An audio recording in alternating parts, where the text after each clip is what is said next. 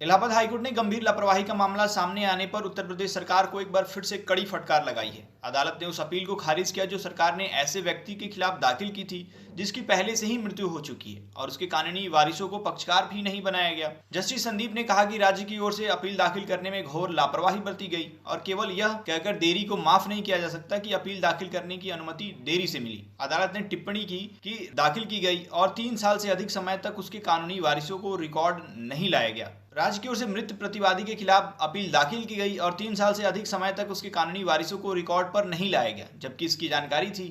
इसके लिए कोई उचित कारण नहीं है क्योंकि उसके वारिसों को शामिल करने के लिए किसी उच्च अधिकारी की अनुमति की आवश्यकता नहीं होती है। मामला भूमि अधिग्रहण अधिनियम 1894 की धारा 54 के तहत दायर अपील से जुड़ा है, जिसमें राज्य सरकार ने मुआवजा कम करने की मांग की थी। यह अपील 1516 दिनों की देरी से दाखिल की गई। सरकार का तर्क था कि वर्ष 2018 में पारित आदेश के खिलाफ अपील की अनुमति 2022 में मिली, जिसके बाद अपील दाखिल की गई।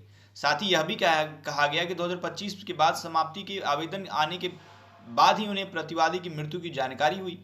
हालांकि प्रतिवादी के वारिसों की ओर से बताया गया कि उन्होंने पहले ही कार्यान्वयन कार्रवाई में हल्फनामा देकर मृत्यु की जानकारी दी थी और वहां वारिसों को प्रस्थापित भी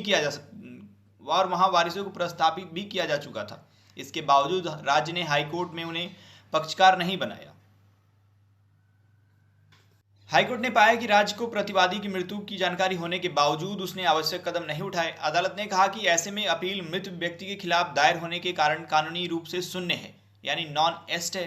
अदालत ने यह भी स्पष्ट किया कि यदि अपील दाखिल होने के बाद मृत्यु होती तो प्रस्थापन का आवेदन किया जा सकता था। हालांकि यह अपील की मृत व्यक्ति के खिलाफ दायर की गई जो कानूनी मान्य नहीं है। इसी आधार पर अदालत ने देरी माफी आवेदन